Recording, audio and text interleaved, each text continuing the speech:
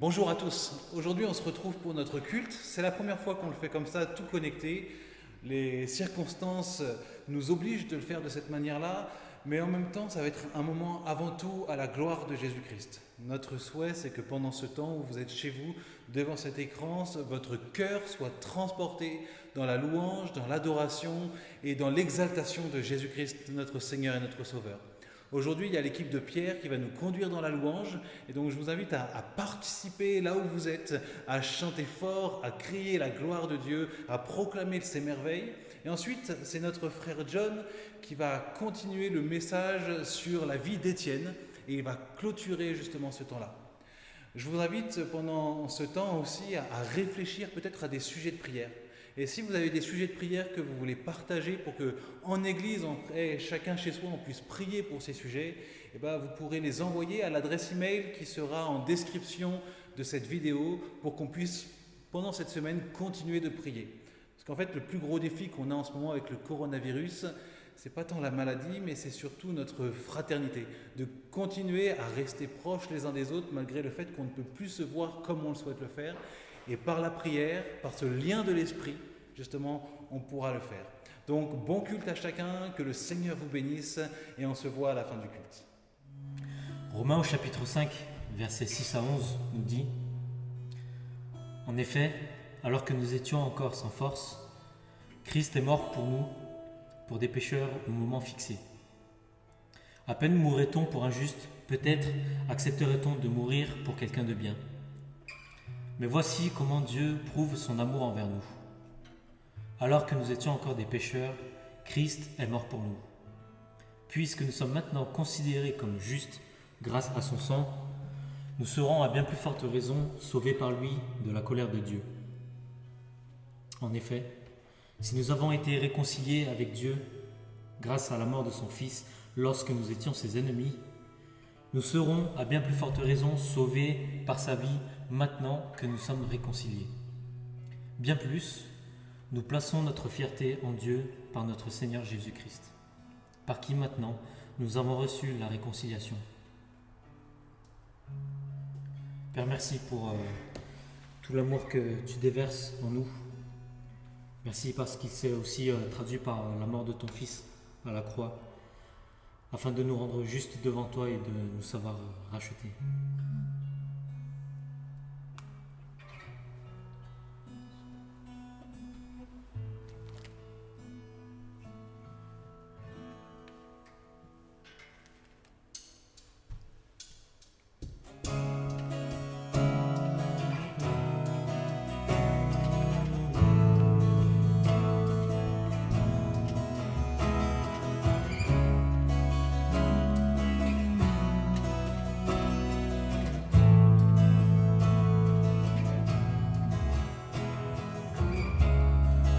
Avant mes premiers mots, tu me connaissais déjà.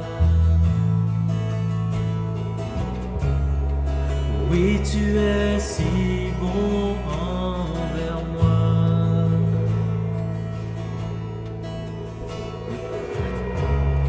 Avant mon premier souffle, tu mis ta vie en moi.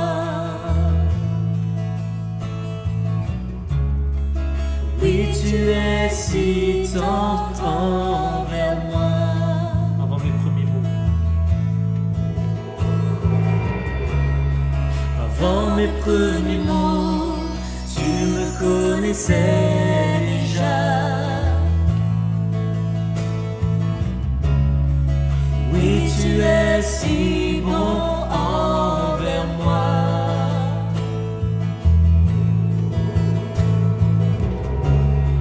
Avant mon premier souffle, tu mis ta vie en moi.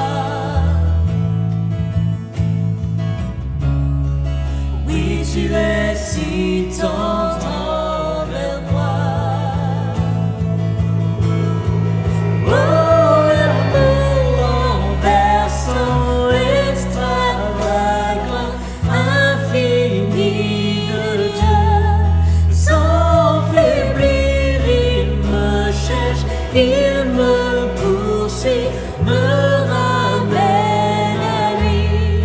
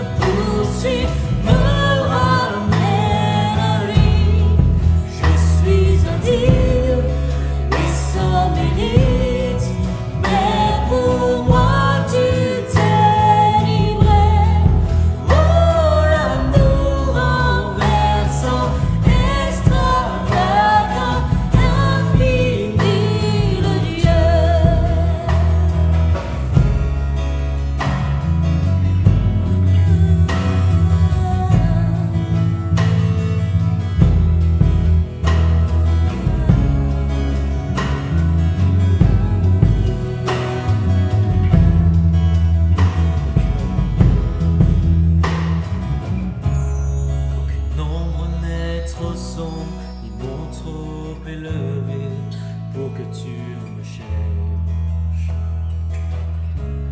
Aucun mur ne peut résister, mensonge te nie, sans toi tu me cherches. Aucune ombre n'est trop sombre, mon trop élevé, pour que tu me cherches. Aucun mur ne peut résister, au mensonge te nie, sans toi tu me cherches.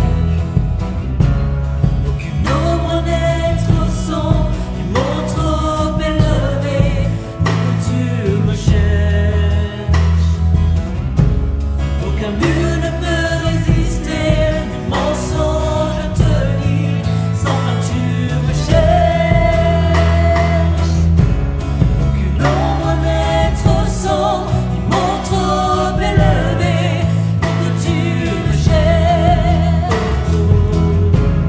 Aucun mur ne peut résister, les mensonges te lient, sans toi tu me cherches. Oh, l'amour envers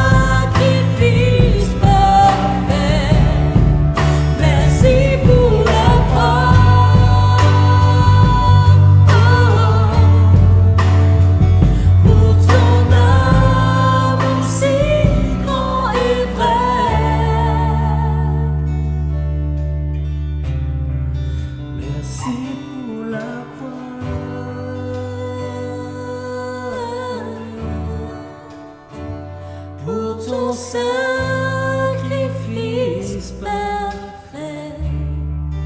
Merci pour la croix.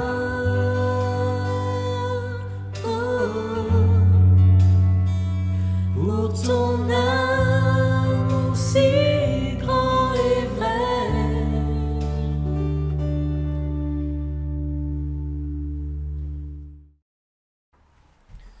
Psaume chapitre 62, versets 6 à 9, on peut lire. Oui, mon âme, repose-toi sur Dieu, car c'est de lui que vient l'espérance. Oui, c'est lui mon rocher et mon salut, ma forteresse. Je ne serai pas ébranlé. Sur Dieu repose mon salut et ma gloire, le rocher de ma force. Mon refuge est en Dieu. En tout temps, peuple, confiez-vous en lui et penchez votre cœur devant lui. Dieu est notre refuge. Père éternel, garde-nous de toujours rester dépendants de ta volonté par ton esprit. Et merci parce que c'est une joie de placer notre confiance en ta personne et de trouver en toi notre refuge.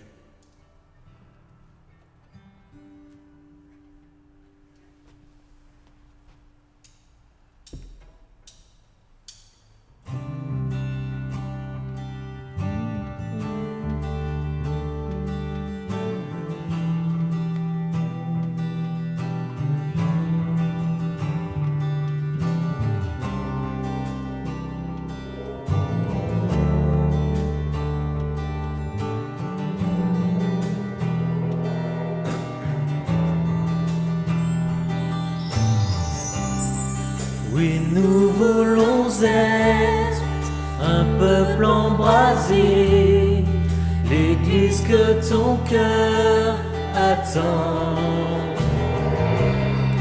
Viens briser nos chaînes, détruis notre orgueil. Seigneur, fais-le maintenant. Nous voulons être. Oui, nous voulons être un peuple embrasé, l'église que ton cœur attend. Viens briser nos chaînes, détruis notre orgueil. Seigneur, fais-le maintenant. Notre Père plein de bonté,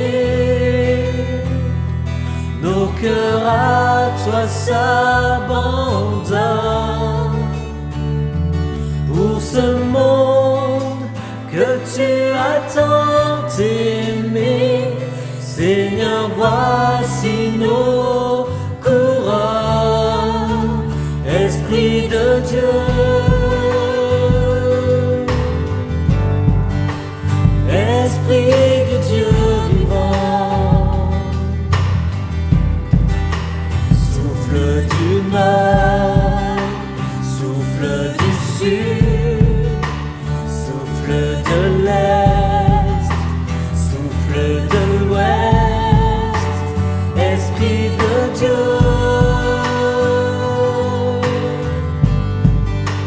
Esprit de Dieu vivant, souffle des quatre vents et descend sur nous. Envoie de sa puissance. Envoie ta puissance, rends-nous les témoins d'un royaume qui se répand. Fais brûler nos cœurs au sein des ténèbres, comme un phare dans l'océan. Envoie ta puissance. Envoie ta puissance, rends-nous les témoins d'un royaume qui se répand. Fais brûler nos cœurs au sein des ténèbres, comme un phare dans l'océan. Notre Père plein de bonté, Dieu de temps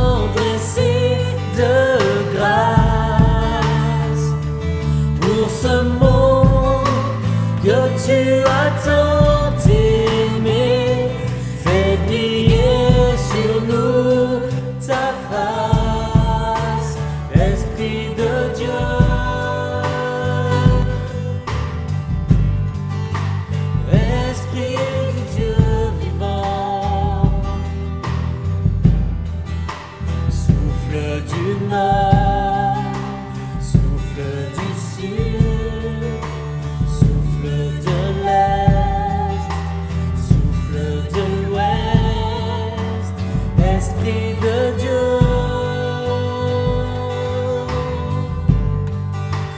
Esprit du Dieu vivant, souffle des quatre vents et descend sur nous.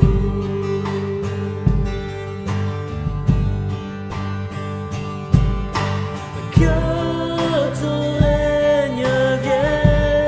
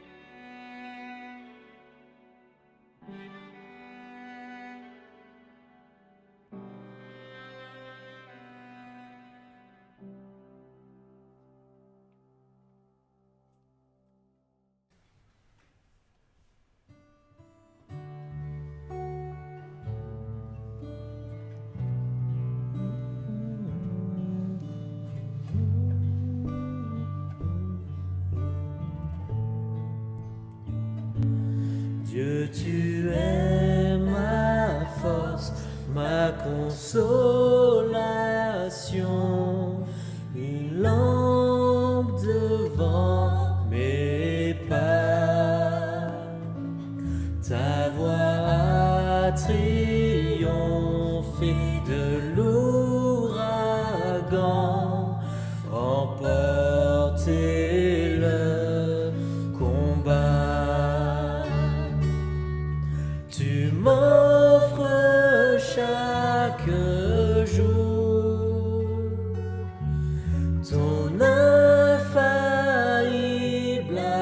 amour, toi qui as fixé le cours des étoiles. Sois mon encre, sois ma voix.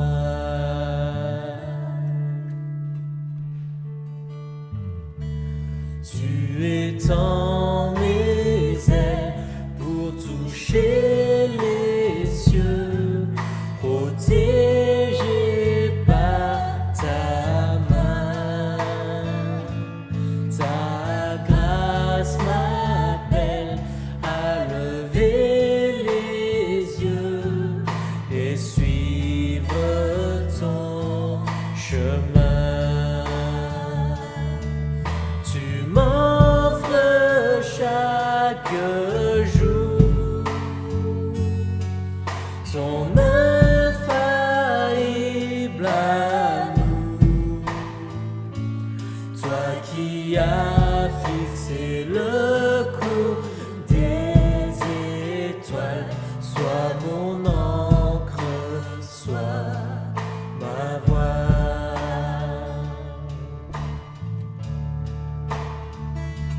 Ta miséricorde coule de la croix, ton sang m'a racheté.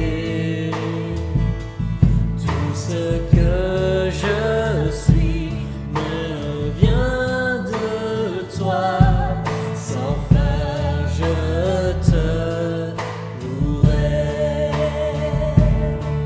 Tu m'offres chaque jour ton infaillible amour, toi qui as fixé le cours des étoiles. Sois mon encre, sois ma voix.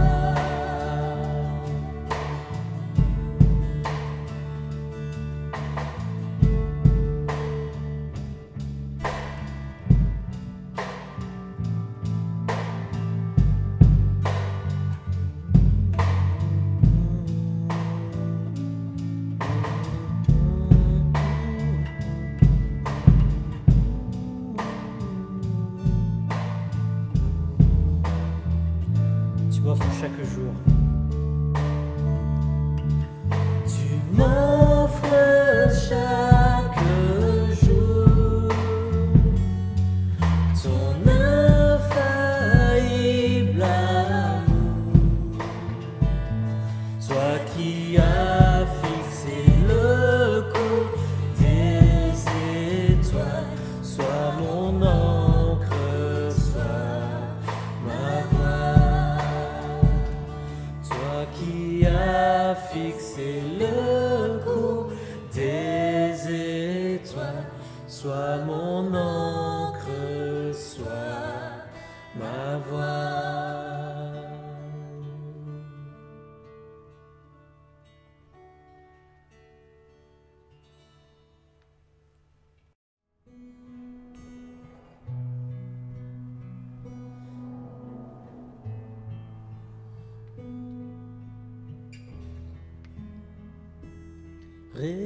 Rédempteur adorable,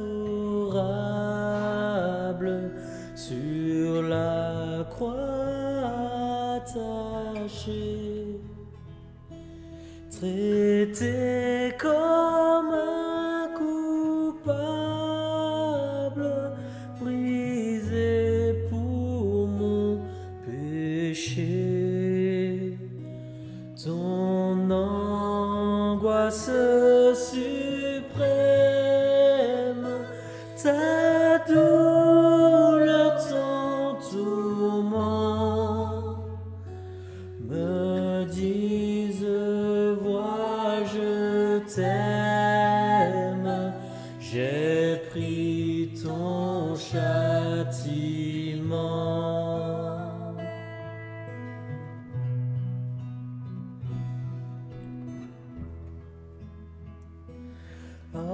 Abandonné du Père, dans mon âme troublée, buvons la coupe amère pour ton iniquité. De l'éternelle flamme, mon amour te sauva. Je mourus pour ton âme, pécheur à Golgotha.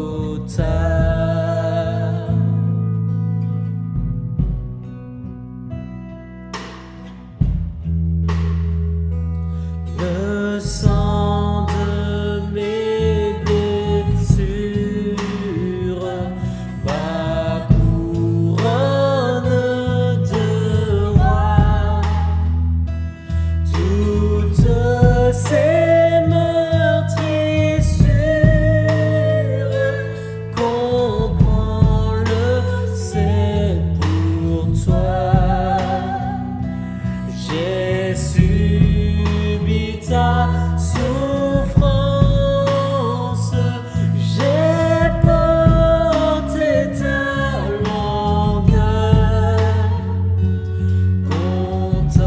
contemplant ma assurance,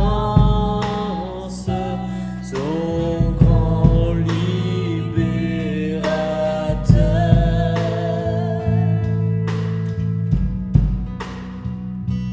Ton amour me réclame,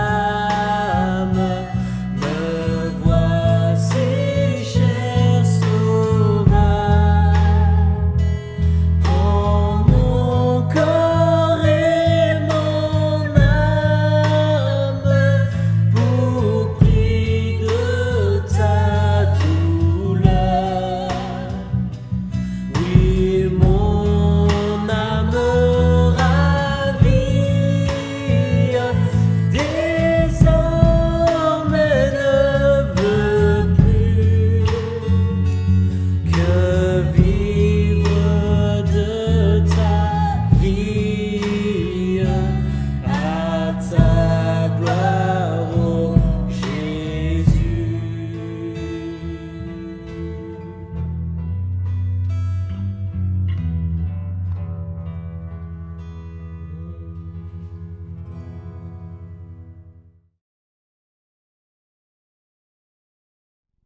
Bonjour. Vous savez, c'est vraiment bizarre. Je me trouve dans notre salle de culte avec une caméra en face de moi. Notre pasteur Rodolphe est là, en train de, je ne vais pas dire qu'il est en train de boire un café, mais c'est ce qu'il fait, mais c'est pas grave. Alors, on est dans des circonstances un peu extraordinaires. Mais ce matin, nous allons terminer, bien sûr, notre série sur Étienne. Et je vais faire comme si notre salle de culte est archi-comble. Nous finissons donc à lire Actes chapitre 7, et je déborde un petit peu sur Acte 8 pour introduire un autre personnage. Voilà, je commence Acte 8, verset 54. En entendant ces paroles, c'est-à-dire les paroles que nous avons écoutées la semaine dernière, quand Rodolphe a prêché la prédication d'Étienne, en entendant ces paroles, Ils étaient furieux dans leur cœur. Et ils grinçaient les dents contre lui. Mais Étienne, rempli du Saint-Esprit, et fixant les regards vers le ciel, il vit la gloire de Dieu et Jésus debout à sa droite. Et il dit, voici, je vois les cieux ouverts et le Fils de l'homme debout à la droite de Dieu. Ils poussèrent alors des grands cris, ils se bouchèrent les oreilles et se précipitèrent tous ensemble sur lui, le traînèrent hors de la ville et le lapidèrent. Les témoins déposèrent leurs vêtements aux pieds d'un jeune homme nommé Saul.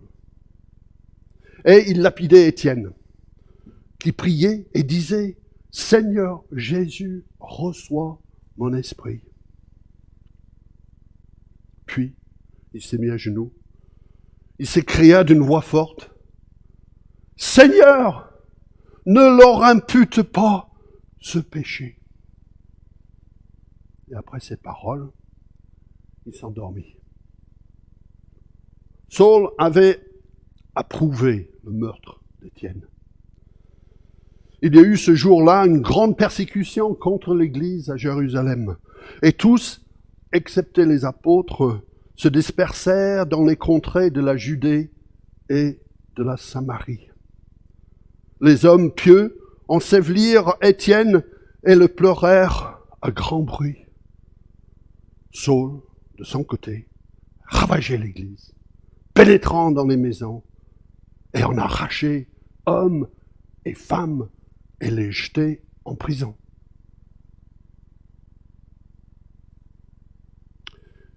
Nous pouvons appeler le message de ce matin le conte de deux hommes zélés, Étienne et Saul.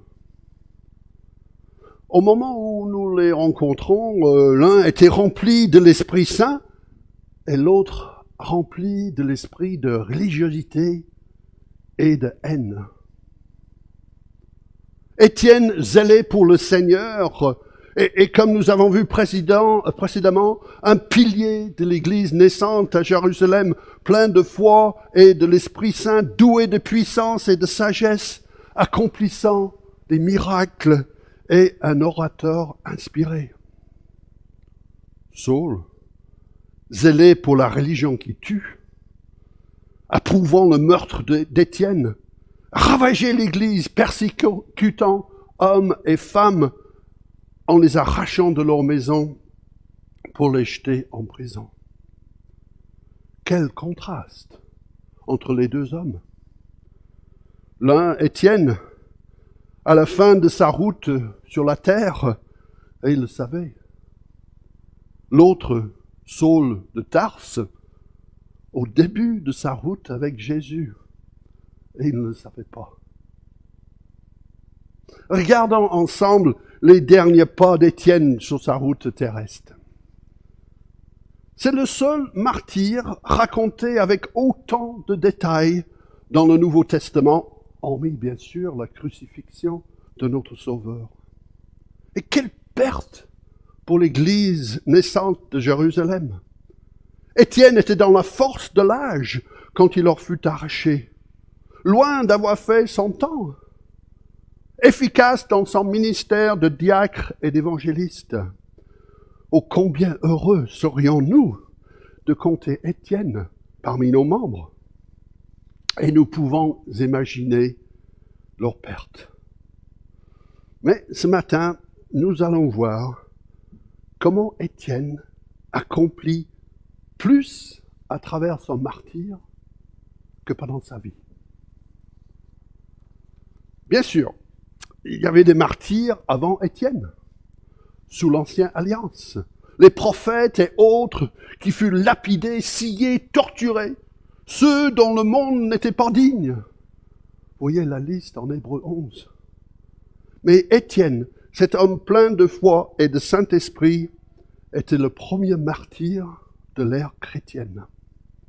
Et un peu avec ses propres paroles, il signe sa condamnation à mort.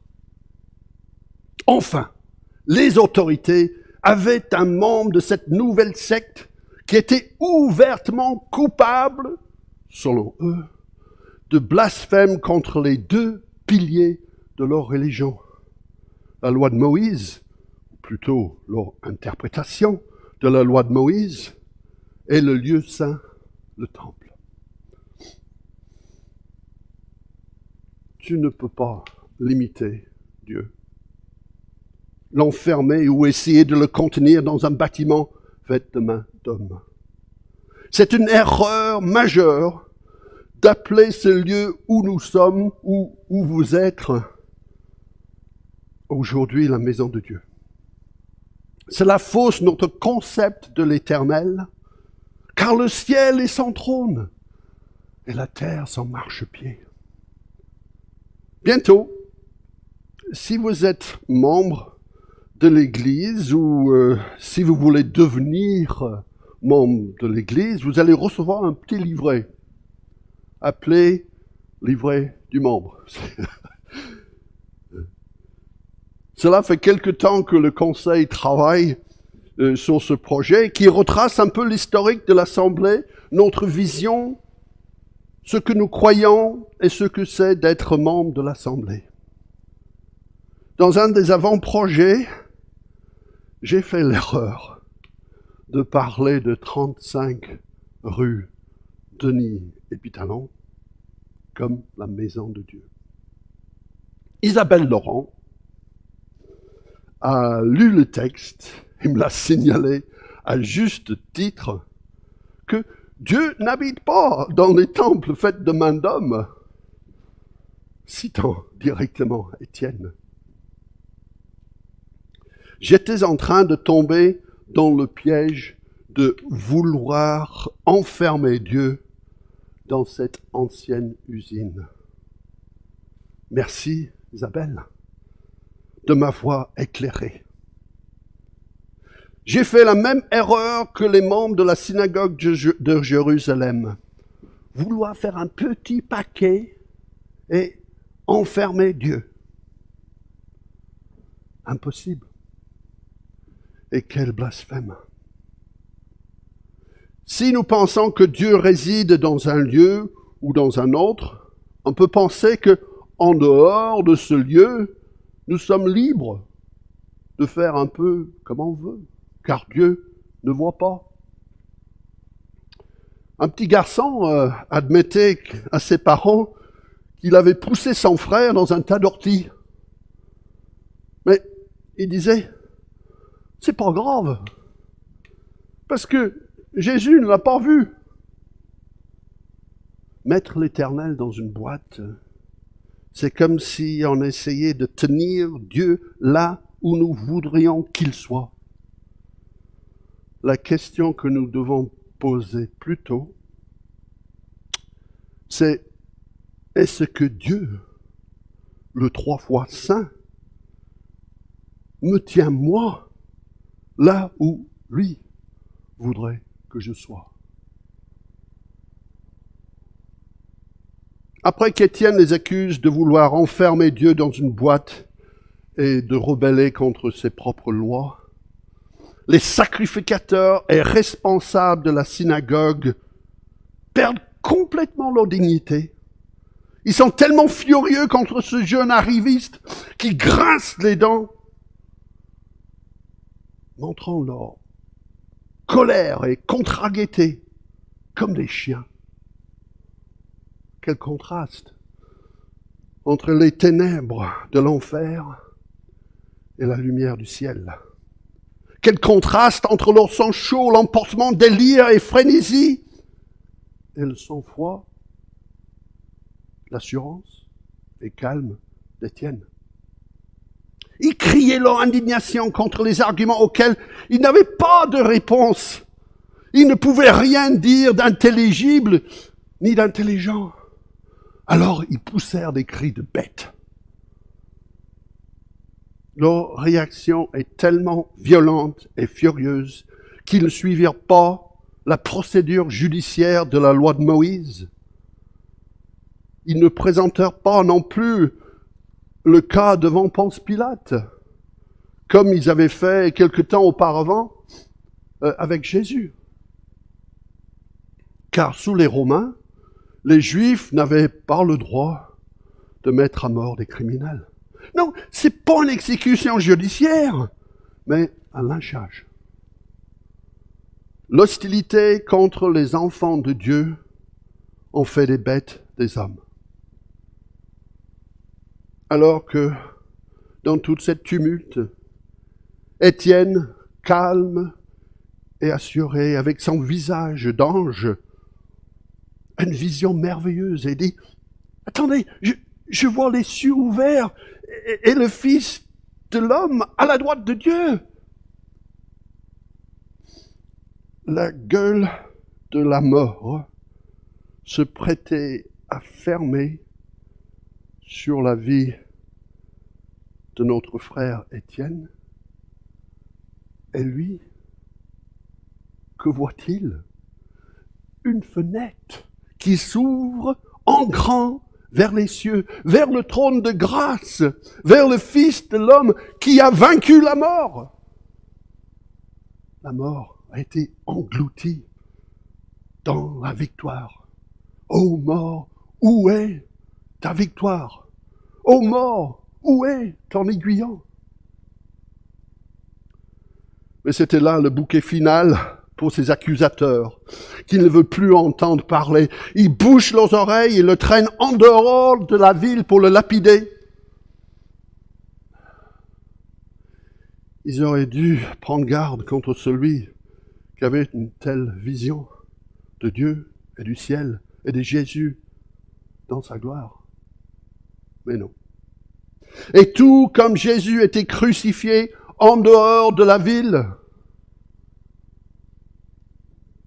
Étienne fut traîné hors de la ville et assassiné. Nous avons déjà vu, Rodolphe nous a déjà parlé des parallèles entre le procès d'Étienne et de Jésus. Il n'y avait pas d'avocat pour la défense. Les juges étaient probablement sous les ordres de Caïphe, un des principaux sacrificateurs, celui qui avait condamné Jésus en disant c'est avantageux qu'un seul homme meure pour le peuple. Les faux témoins accusaient Jésus et Étienne du même crime de blasphème contre le temple et la loi. Et la contre-accusation de Jésus et d'Étienne était que leurs accusateurs rejetaient les prophètes envoyés par Dieu. Vous savez, les hommes sont insensés s'ils pensent pouvoir détruire la vérité en tuant ceux qui la détiennent. On peut faire disparaître les corps, oui, bien sûr, mais la vérité persistera. Et notre frère Étienne, il avait pas dit son dernier mot. Il invoqua 2 prières, courtes mais efficaces. L'une pour lui-même et l'autre pour ses persécuteurs. Les hommes ont beau boucher leurs oreilles, mais l'Éternel est toujours à l'écoute. Et tout comme son précieux Sauveur avant lui, Étienne dit, « Seigneur, reçois mon esprit. » Et il s'écria d'une voix forte, « Seigneur, ne leur impute pas ce péché. » Quelle prière magnifique. Excusez-moi, je vais me moucher.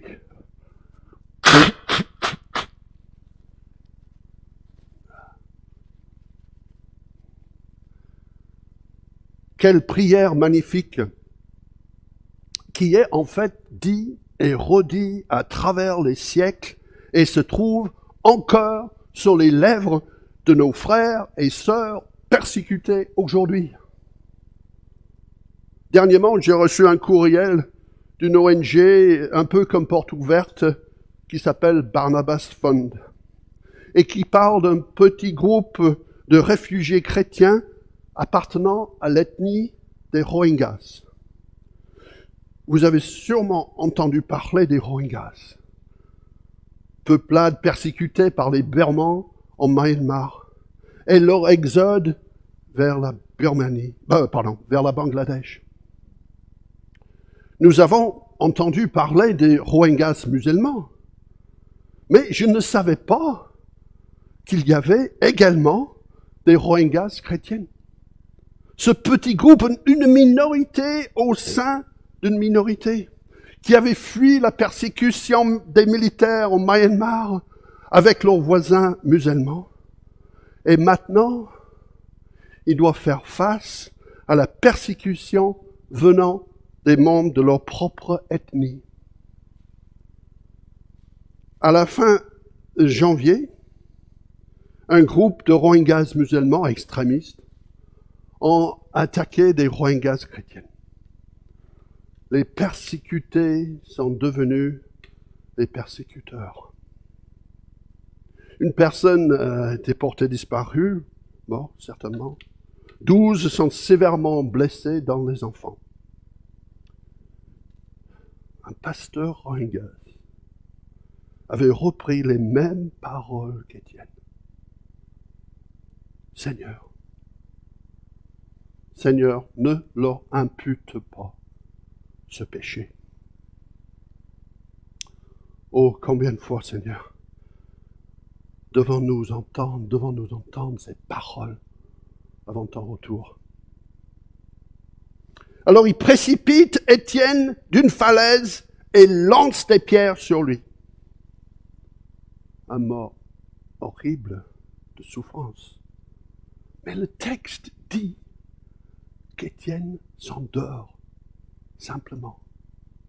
Et dans une version de la Bible en latin, cela est dit qu'il s'endort dans les bras du Seigneur.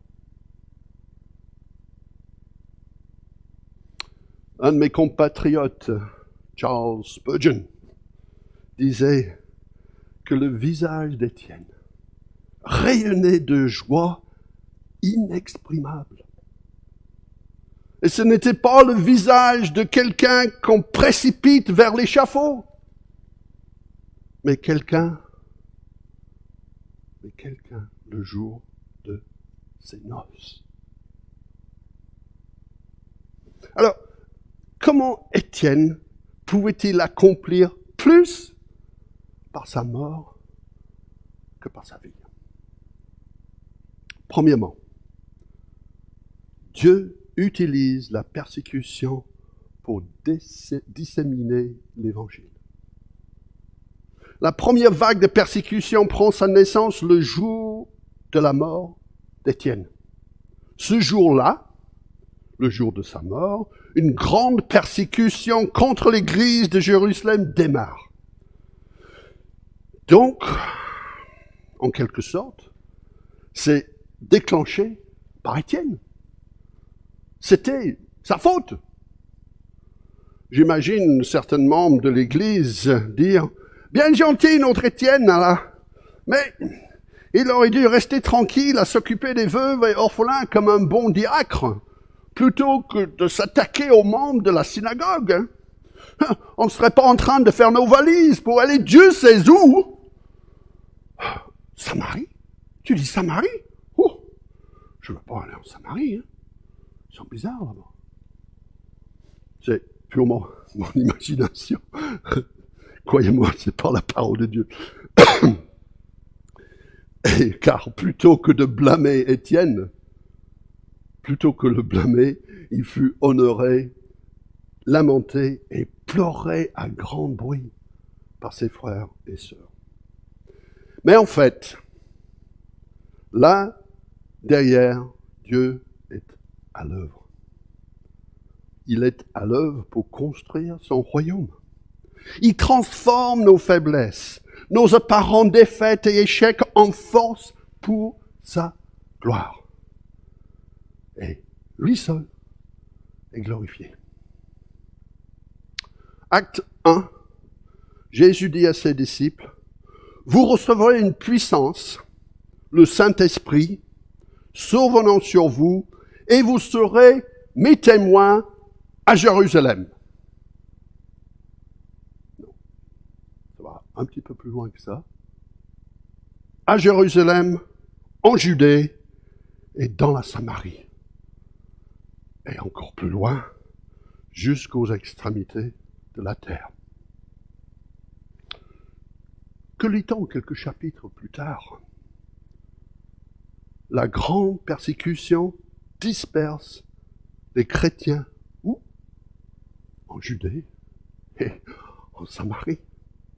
Et encore plus loin, en Acte 11, ceux qui avaient été dispersés par la persécution survenue à propos d'Étienne allèrent jusqu'en Phénicie, c'est-à-dire le Liban d'aujourd'hui, dans l'île de Chypre et à Antioche, en Turquie moderne. Et c'est parti. C'est comme si Étienne était la pierre jetée dans un étang et les ondes se propageaient jusqu'à nous et vont encore plus loin, jusqu'aux extrémités de la terre. Vous savez, une vérité qui nous enseigne l'histoire de l'Église, c'est que Dieu règne sur les souffrances de ses enfants et les utilise pour répandre la joie du salut et la puissance de l'Évangile dans un monde déchu.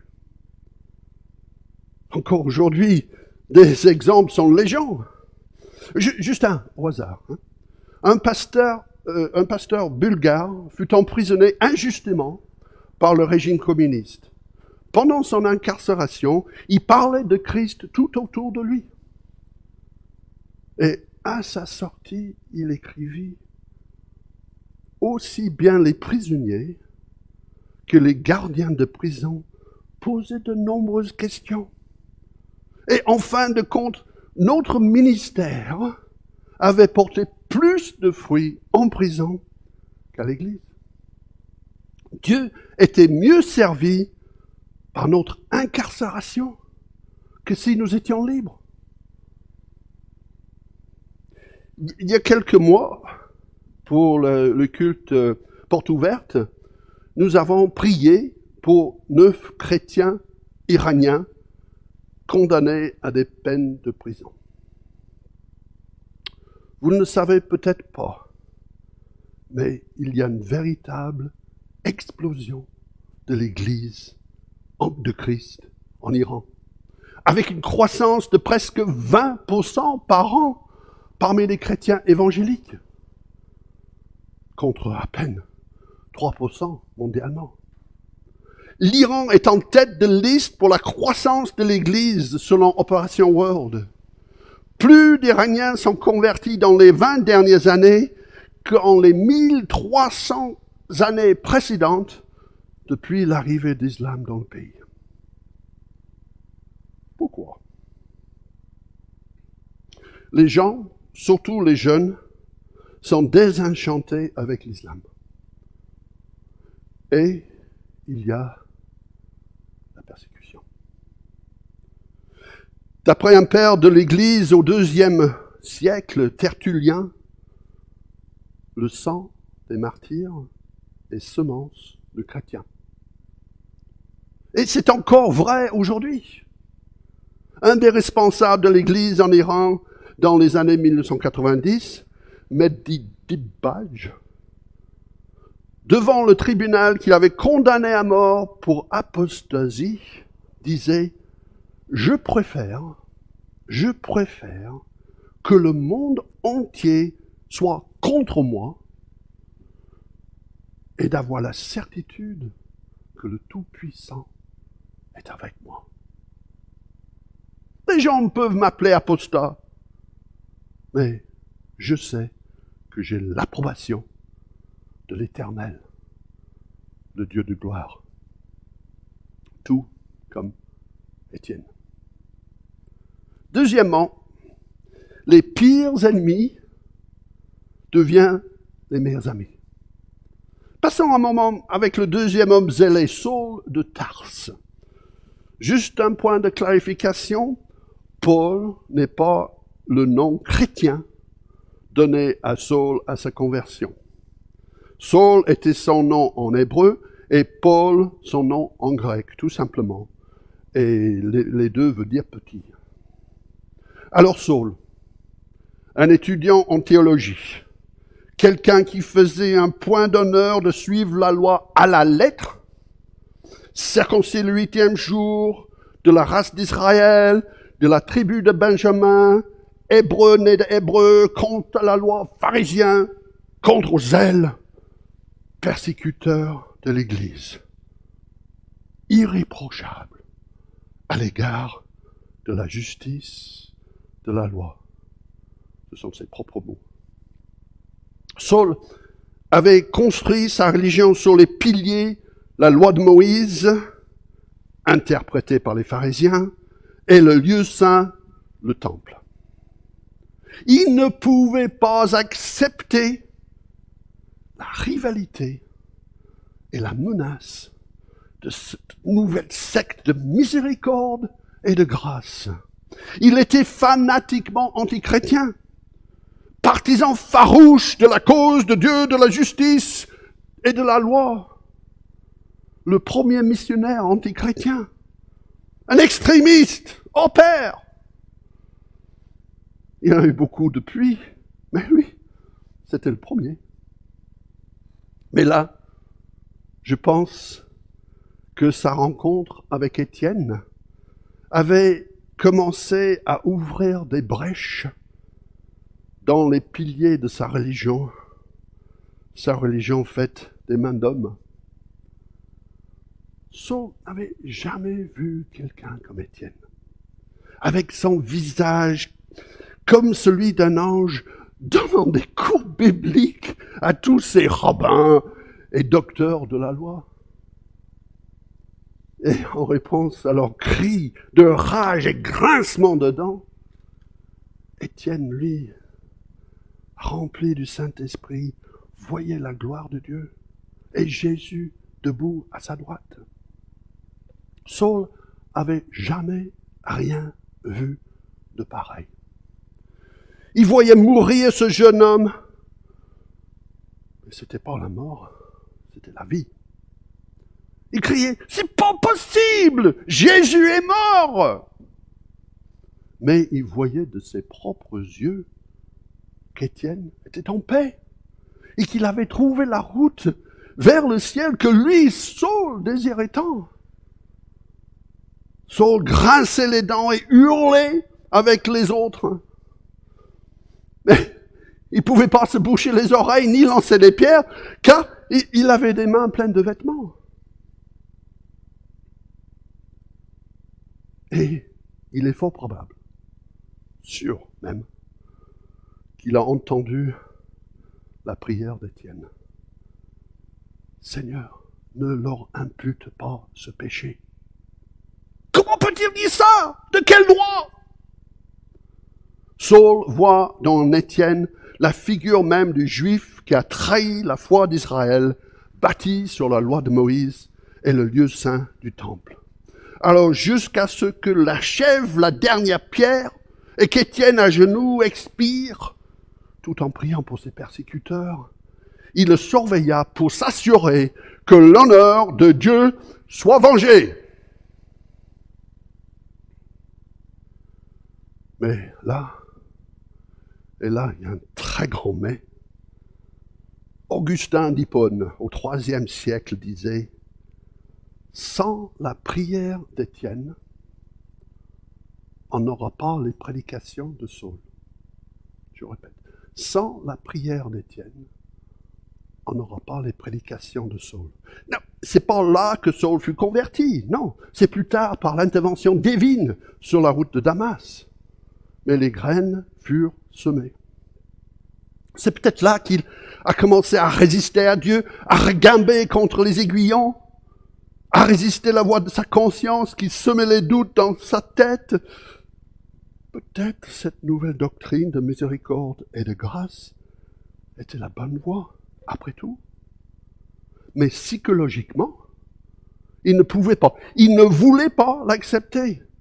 Il avait trop à perdre. Son pédigré d'aristocrate juif, son avenir de docteur de la loi de Moïse. Et il devient encore plus recalcitrant en se rebiffant encore plus fort contre l'aiguillon. Et cela se traduisait par sa réaction violente et la persécution de sa future famille. Comment le plan de Dieu est merveilleux. Le premier missionnaire antichrétien devient le plus grand défenseur de l'évangile de tous les temps. Celui qui autrefois persécutait les chrétiens annonce maintenant la foi qui s'efforçait alors de détruire. C'est en Galate. Mais sans le vouloir, ses premières actions contre les croyants à Jérusalem avaient pour effet de semer la bonne nouvelle en les dispersant comme nous avons vu. Et Saul de Tarse, Paul, si vous voulez mieux, quelque temps plus tard, après des années d'aventure au service de son sauveur et maître, et son maître bien-aimé Jésus, a également connu le martyre à Rome. Et quelqu'un, c'est pas dans la Bible, mais quelqu'un disait de lui qu'il était rempli de grâce, à tel point que cela se voyait sur son visage, tout comme Étienne. Et Saul n'oublie jamais leur première rencontre, le visage d'Étienne, ses paroles et sa mort, qui n'était pas la mort. Voyez, Étienne avait accompli bien plus à travers son martyre que pendant sa vie. Alors, et nous, aujourd'hui, comment cela nous parle? Nous, membres de l'Église dans la ville qui porte le nom de notre frère, le premier martyr de l'ère chrétienne. Depuis Étienne, il y a une continuité qui marque l'histoire de l'Église de Jésus. Cette continuité, ce fil rouge, se trace dans le sang des martyrs. Il n'y a jamais eu une période qui n'est pas touchée par le sang de ces témoins de leur foi en Christ. Et martyr veut dire témoin en grec. Selon Porte Ouverte, presque 4000 chrétiens furent tués en 2019. 260 millions de chrétiens sont fortement persécutés dans le monde aujourd'hui. Imaginons, demain, à notre réveil, on branche la radio ou on reçoit un SMS. Et on ne peut pas vraiment l'imaginer, mais je vous demande de me suivre. Et on découvre que c'est devenu un crime d'être chrétien en France. Un crime puni par la peine capitale. Je me suis souvent posé la question, je ne sais pas vous, mais je parle pour mon compte, je me suis souvent posé la question, comment réagirais-je? Est-ce que j'aurais la grâce dans Étienne et témoin, ou est-ce que je prendrais la fuite devant de telles épreuves? Un pasteur que j'ai connu disait,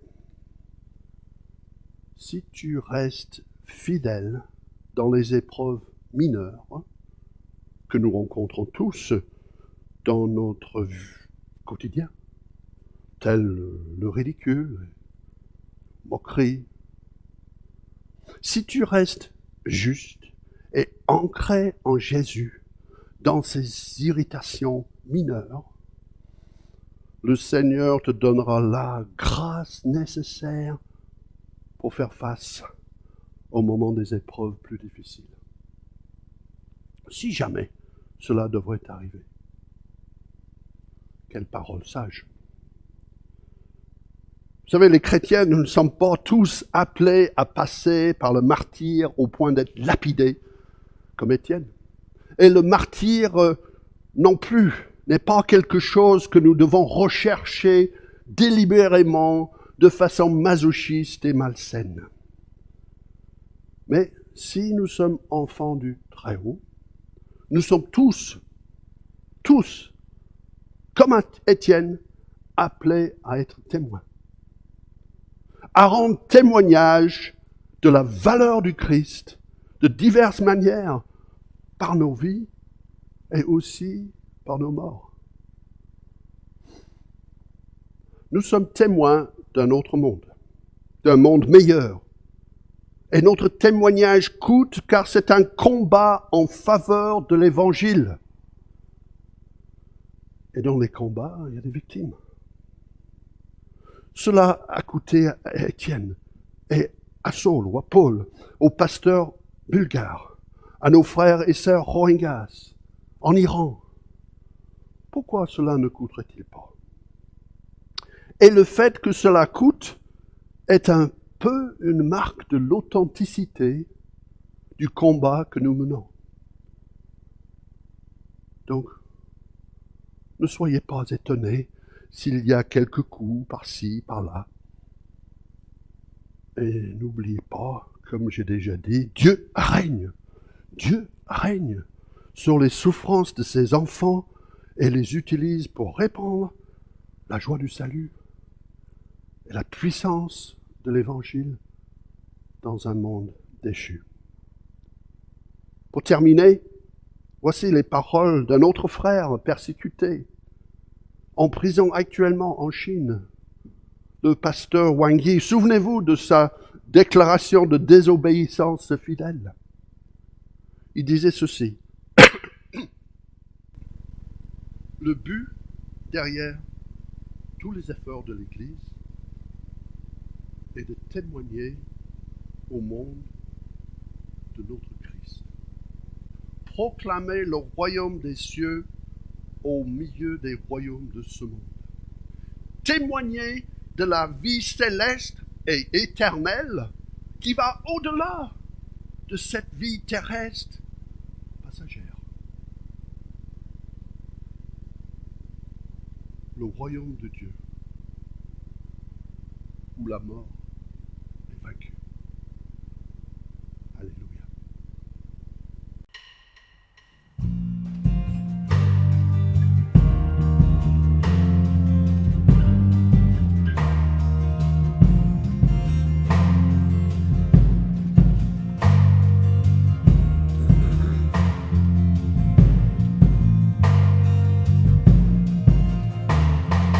Reçois de moi le parfum qui t'est dû, la beauté de ton nom en mon âme est perdue.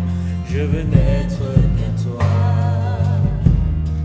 Jésus, je t'aime. Reçois du peu que je trouve à donner, tout l'amour que mes yeux n'ont pas su te montrer. Je veux n'être qu'à toi. Jésus, je t'aime. Rien n'est plus beau que ton nom. Rien n'est plus saint que le sang du pardon. Je veux n'être qu'à toi. Jésus, mon roi.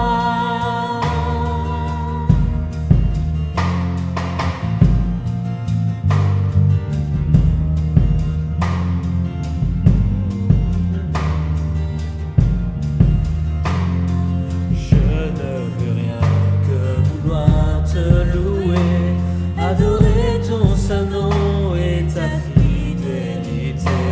Je veux n'être qu'à toi. Jésus, je t'aime. Je veux porter et laver à ta croix les pensées de mon cœur dans le cœur de tes voix. Je veux n'être qu'à toi.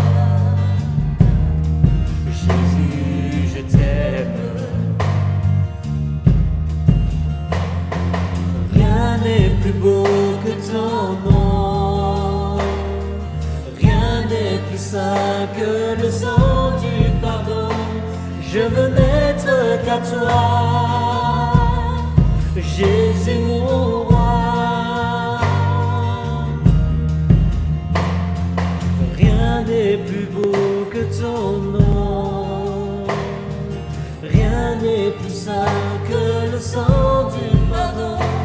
Je veux n'être qu'à toi, Jésus mon roi.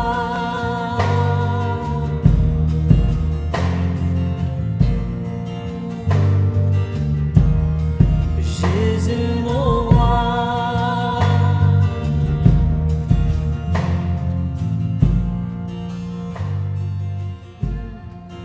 Jésus mon roi.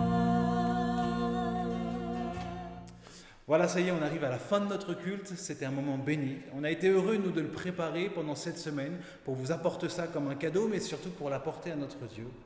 La semaine prochaine, on se retrouve encore dans les mêmes conditions pour célébrer la gloire de Jésus, pour entendre la parole de Dieu et pour louer le Seigneur là où on est. Que le Seigneur vous bénisse tout au long de cette semaine.